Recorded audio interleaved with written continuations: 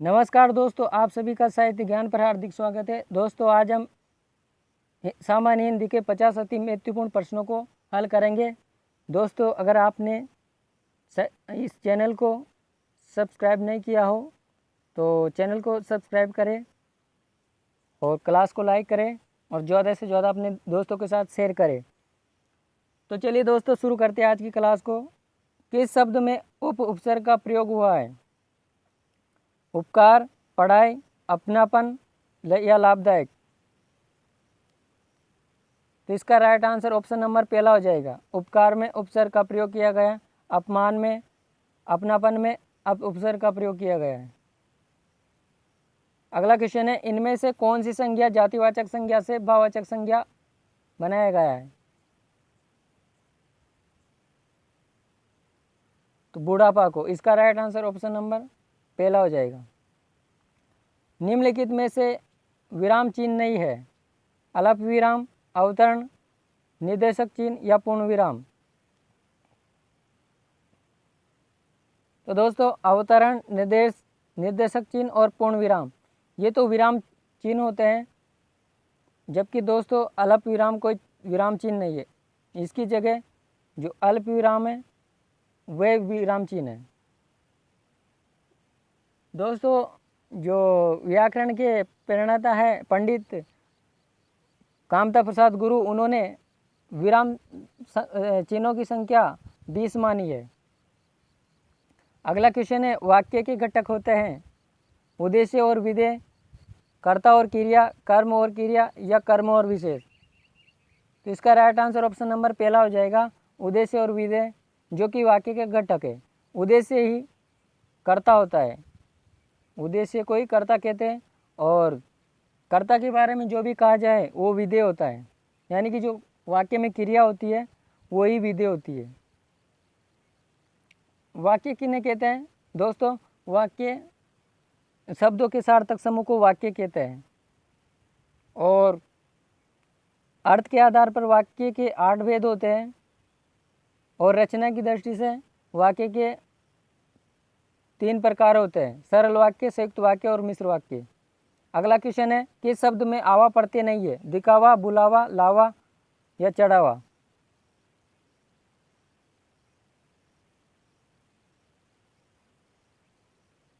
तो इसका right answer option number C हो जाएगा, लावा में कोई आवा प्रत्यय नहीं है। अगला क्वेश्चन है, हिंदी किस भाषा परिवार की भाषा है? द्रविड़, चीनी तिब्बती, भारोपीय या ऑस्ट्रिय? तो इसका राइट आंसर भारोपीय हो जाएगा। हिंदी भारोपी परिवार की भाषा है। अगला क्वेश्चन है, शुद्ध वर्तनी का चयन कीजिए। कृपा, कृपा, कृपा और कृपा? तो इसका राइट आंसर ऑप्शन नंबर 2 हो जाएगा, कृपा, जो कि शुद्ध है। अगला क्वेश्चन है, निम्नलिखित में से किस शब्द में प्रत्यय लगा हुआ है? सागर, जादूगर, नगर या इनमें से कोई नहीं? तो इसका right answer option number B हो जाएगा, जादूगर में प्रत्यय लगा हुआ है, जबकि सागर, नगर ये मूल शब्द है, इसमें कोई प्रत्यय नहीं है। अगला क्वेश्चन है, क वर्ण किसके योग से बनता है? ज, ये, क, श, क, र या क, ए? तो इसका राइट आंसर ऑप्शन नंबर 4 हो जाएगा, क शब्द के और ऐसे बना हुआ है। ए तो इसमें स्वर हो जाएगा, और के जो कि मूल व्यंजन। अगला क्वेश्चन है, निम्नलिखित हिंदी भाषा का जन्म हुआ है? लौकिक संस्कृत से, वैदिक संस्कृत से, पाली प्राकृत से या अपभ्रंश से? तो इसका राइट आंसर ऑप्शन नंबर 4 हो जाएगा, हिंदी भाषा का जन्म अपभ्रंश से हुआ है। अगला क्वेश्चन है, स्पर्श व्यंजन कितने प्रकार के होते हैं? 15, 20, 24 या 25? तो स्पर्श व्यंजन 25 होते हैं। ऑप्शन नंबर 4 इसका राइट आंसर हो जाएगा। अगला क्वेश्चन है, निम्न वाक्यों में से मिश्र वाक्य कौन सा है?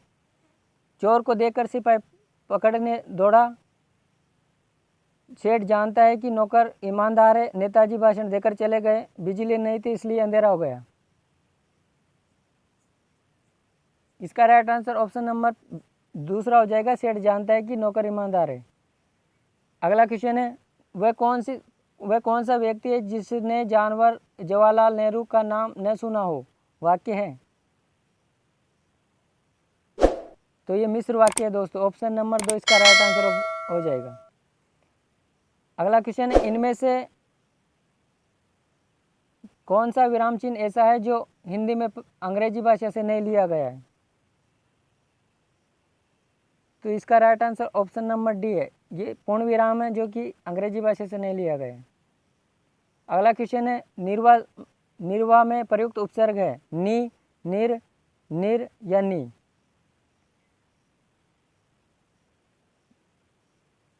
इसका राइट आंसर ऑप्शन नंबर 3 हो जाएगा, निर। निर्वाह में निर उपसर्ग है। इसका जो टुकड़ा करेंगे तो हो जाएगा निर प्लस वाह, मूल शब्द है, निर उपसर्ग जुड़ा है और वाह मूल शब्द है इसमें। अगला क्वेश्चन है, निम्न में से किस शब्द में प्रत्यय का प्रयोग हुआ है? विकल, धनिक, पुलक या अलग?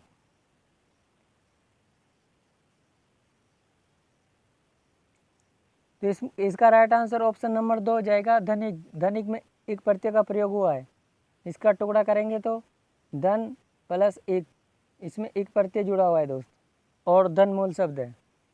अगला क्वेश्चन, यथार्थ में कौन सी संधि है? दीर्घ, वृद्धि, गुण या इनमें से कोई नहीं?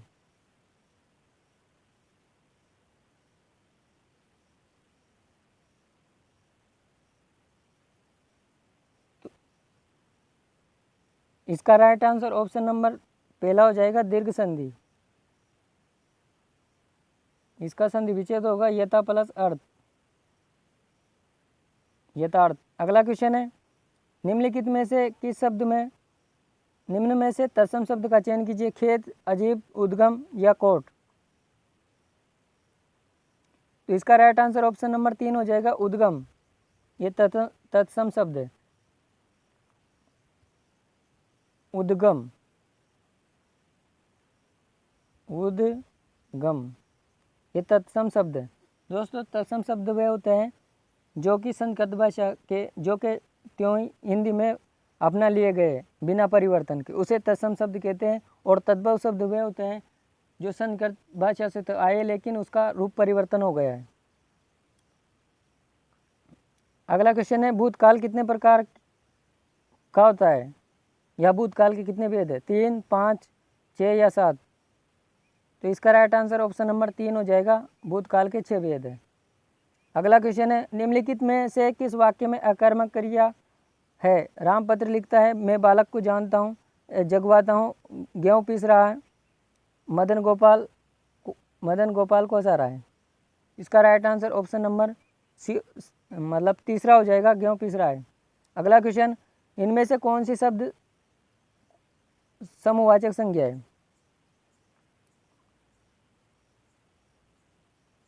ऑप्शन नंबर पहला इसका राइट आंसर हो जाएगा, सभा जो कि समूहवाचक संज्ञा है, मिठास भाववाचक संज्ञा है, सोना द्रव्यवाचक संज्ञा है। अगला क्वेश्चन, वाक्य के अशुद्ध भाग का चयन कीजिए। राम के धनुष भंग करते ही दूसरे राजाओं के वक्ष पर सांप लौटने लगे।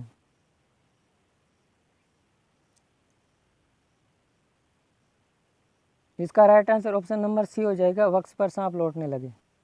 अगला क्वेश्चन, इनमें से किस शब्द में हलंत संबंधित अशुद्धियाँ नहीं है? भविष्यत, श्रीमान, सत्य, चित, बुद्धिमान। इसका right answer option number D हो जाएगा, बुद्धिमान में जो कि हलंत संबंधित अशुद्धियाँ नहीं है। अगला क्वेश्चन है, से कौन सा व्यंजन? उष्म, संयुक्त, अंतस्थ या स्पर्श व्यंजन? इसका राइट आंसर ऑप्शन नंबर पहला हो जाएगा, उष्म व्यंजन। दोस्तों उष्म व्यंजनों की संख्या 4 होती है, से और है।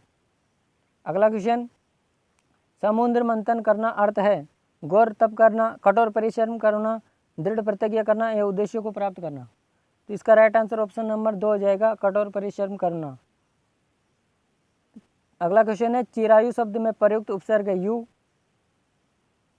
आयु, ची या चिर। तो इसका राइट आंसर ऑप्शन नंबर 4 हो जाएगा, चिर। किस शब्द में उपसर्ग का प्रयोग हुआ है? लाभदायक, अपनापन, उपकार या पढ़ाई।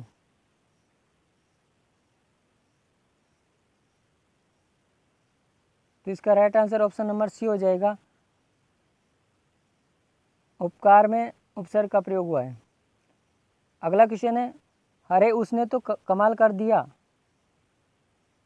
दिया गए वाक्य है विस्मयादिबोधक। ऑप्शन नंबर 2 इसका राइट आंसर हो जाएगा। अगला क्वेश्चन है भाव शब्द में प्रयुक्त प्रत्यय कौन सा है? बह, आवा, आव या हाव। इसका राइट आंसर ऑप्शन नंबर 3 हो जाएगा, भाव प्रत्यय में भाव शब्द में आव प्रत्यय का प्रयोग हुआ है।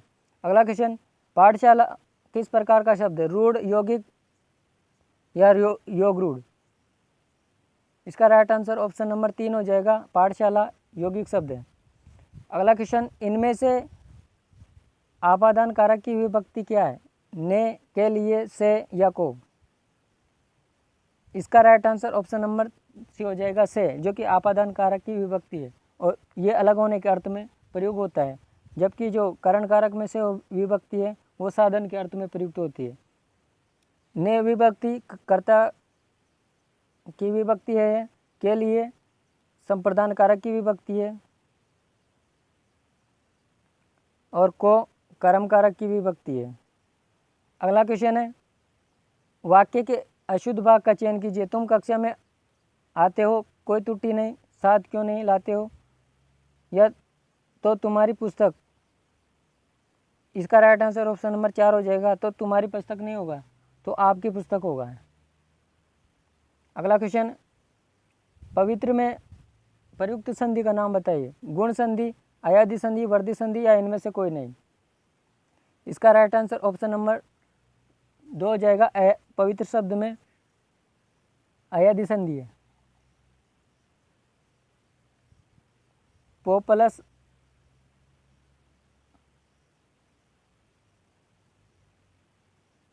इसका जो संधि विच्छेद है वो पो प्लस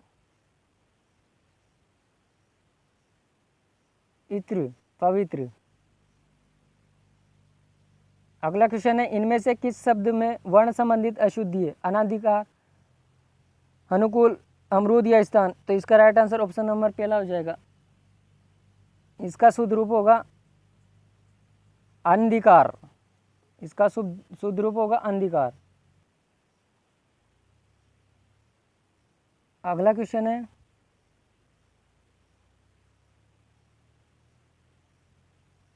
उसने कहा कि मैं घर जाऊंगा वाक्य है प्रश्नवाचक, मिश्र वाक्य, सरल वाक्य या संयुक्त वाक्य। तो इसका राइट आंसर ऑप्शन नंबर 2 हो जाएगा, मिश्र वाक्य है। उसने कहा कि मैं घर जाऊंगा।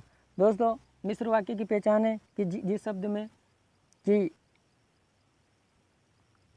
आ जाए कि मतलब दो वाक्य किससे जुड़े हो तो वहाँ पर मिश्र वाक्य होता है।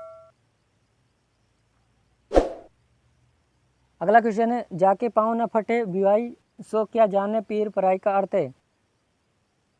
जिसके ऊपर बीतती है वही जानता है। इसका राइट आंसर ऑप्शन नंबर पहला हो जाएगा।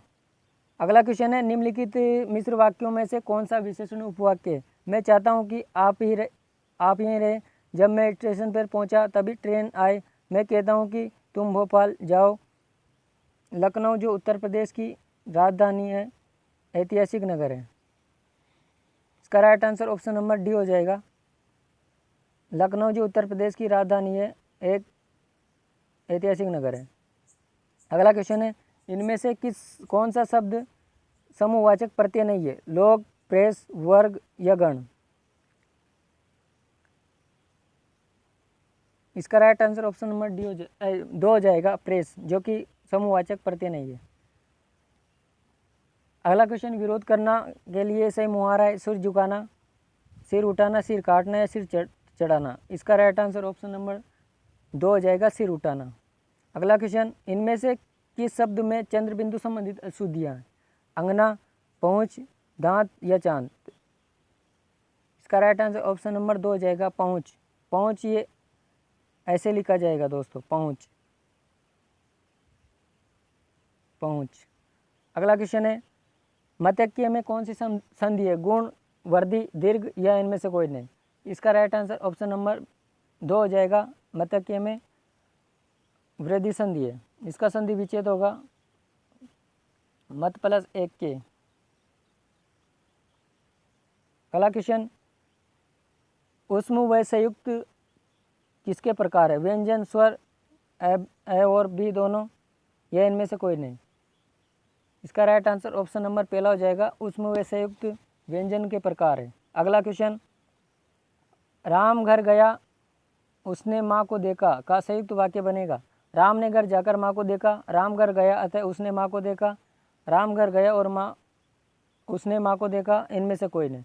इसका right answer option number C हो जाएगा, राम घर गया और उसने माँ को देखा। अगला क्वेश्चन, निम्नलिखित में से तत्सम शब्द की पहचान कीजिए या चयन कीजिए। तो तत्सम शब्द हो जाएगा इसमें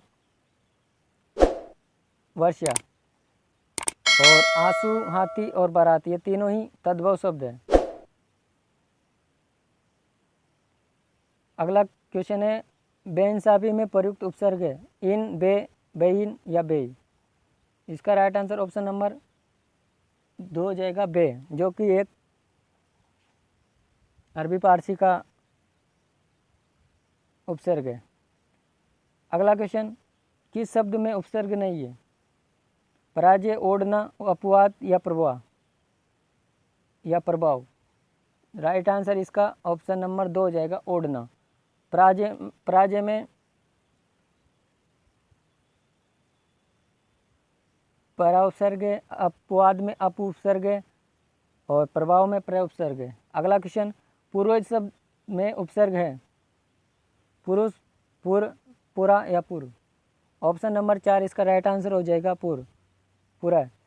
अगला क्वेश्चन है, इनमें से किस शब्द में लिंग प्रत्यय संबंधित अशुद्धियाँ? गायिका, नारी, अनाथा या गोपी। इसका राइट आंसर ऑप्शन नंबर 2 हो जाएगा, नारी। इसका शुद्ध रूप होगा ऐसे, बड़ी आएगा इसमें, नारी। अगला क्वेश्चन है, इनमें से किस शब्द में द्वंद्व समास है? गणेश, चतुर्भुज, माता पिता या कमल नयन। इसका राइट आंसर ऑप्शन नंबर 3 हो जाएगा, माता पिता। इसमें द्वंद्व समास है। द्वंद्व समास के दोनों पद प्रधान होते हैं, गणेश में और चतुर्भुज में बहुवीर्य समास है, कमल नयन में कर्मधारय समास है। अगला क्वेश्चन और आज का लास्ट क्वेश्चन है दोस्तों, निम्न में से किस समास का पहला पद अव्यय होता है? द्वंद्व, द्विगु, अव्ययभाव या कर्मधारय समास। इसका राइट आंसर ऑप्शन नंबर 3 हो जाएगा, अवयवी भाव समास में प्रथम पद अव्यय होता है और इसमें प्रथम पद उपसर्ग भी होता है। तो दोस्तों, आपको हमारी क्लास कैसी लगी?